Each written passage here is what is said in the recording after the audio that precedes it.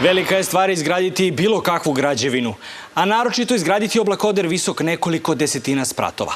Velika je stvar i popeti se uz stepenice, ali i srećom postoje liftovi. Zahvalnost za taj izum dugujemo gospodinu Otisu, mada su ga njegovi savremenici upravo zbog tog izuma smatrali malo poremećenim. Zašto? Objasnit će vam Galileo. Najveća otkrića svih vremena. Danas lift. New York 1853.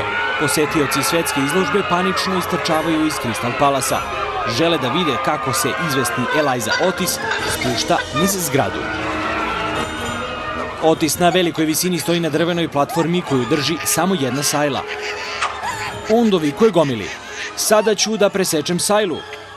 Svima je jasno, ako preseče sajlu, Otis će pasti i umreti.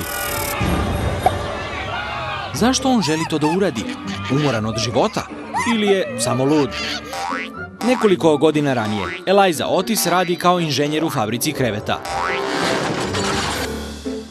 Malo, pa se u fabrici dogodi nesreća. Padne teretni lift. Liftove su koristili još stari Rimljani. U suštini, za 1500 godina nije se mnogo toga promenilo. Oni su i dalje opasni.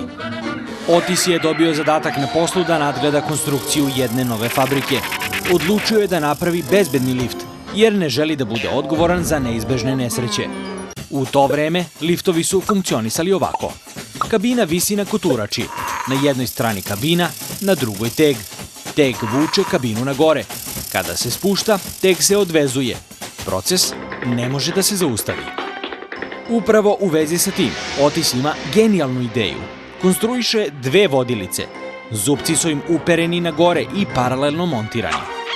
Na kabini Otis gradi pokretne nosače. Obično se sklapaju visoko. Kada kabina staje, oni se otkače. Nosači se ukrštaju sa zupcima vodilica. Lift stoji u mestu. Time je Otis otkrio prvi lift sa kočnicama, ali nije mu to bilo dovoljno. On želi lift koji će stati sam od sebe kada pukne sajla. I za to Otis ima dobru ideju.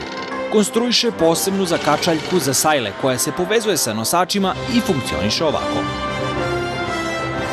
Težina kabine zateže poprečnu sajlu i vuče nosače nazad. Ako sajla pukne, nema više napona. Tada se nosači ukrštaju. Tako lift ne može da se surva. Teoretski. Otis je ponosan na svoje otkriće i želi da ga predstavi svetu na spektakularan način. Otuda dramatična akcija na svetskoj izložbi. "Sečem sajlu", dovikuje Otis i seče je sekirom. Publika beži u panici. Otis juri ka zemlji. Njihov strah je opravdan, ali nakon par trenutaka brzi pad se zaustavlja. Otisovo otkriće funkcioniše. "Sve je bezbedno, dame i gospodo", dovikuje oduševljenoj publici. Predstava je uspela. Od porudžbina ne može da živi.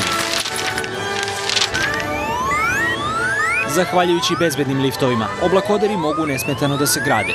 Lice američkih gradova se menja, a nesreće sa liftovima su davna prošlost.